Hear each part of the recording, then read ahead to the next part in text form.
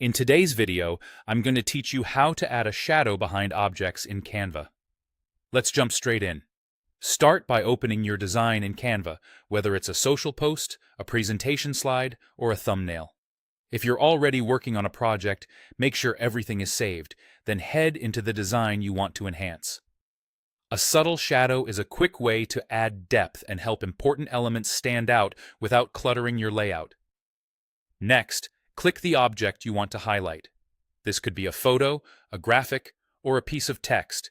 You'll know it's selected when you see the bounding box or handles around it. If you have overlapping elements, make sure you've selected the exact layer you want to affect. A quick tip: if clicking is tricky in a busy layout, use the Layers panel or move nearby elements slightly to make selection easier, then move them back afterward. With the object selected, look toward the top toolbar and click Effects. This opens a panel with styles you can apply. Here, find and choose Shadow or Drop Shadow in the list. The exact name can vary depending on the object type, but both give you that realistic, behind-the-object depth. The default preview might look strong at first, so don't worry, we'll fine-tune it in the next step. Now let's adjust the look so it matches your design.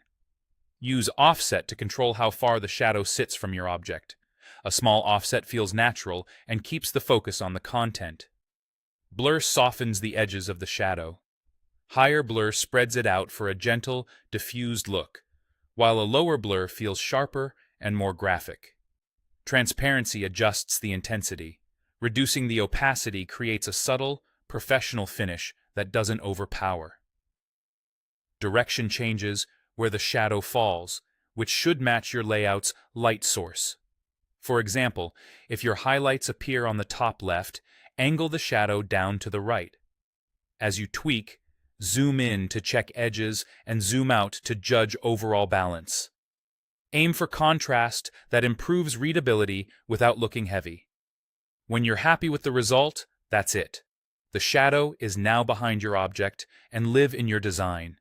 You can repeat the same process for other elements to keep a consistent style. If something feels off, revisit effects and make small adjustments. Subtle changes often produce the most polished outcome. And you're done. That's how to add a clean, professional shadow behind any object in Canva to elevate your design instantly.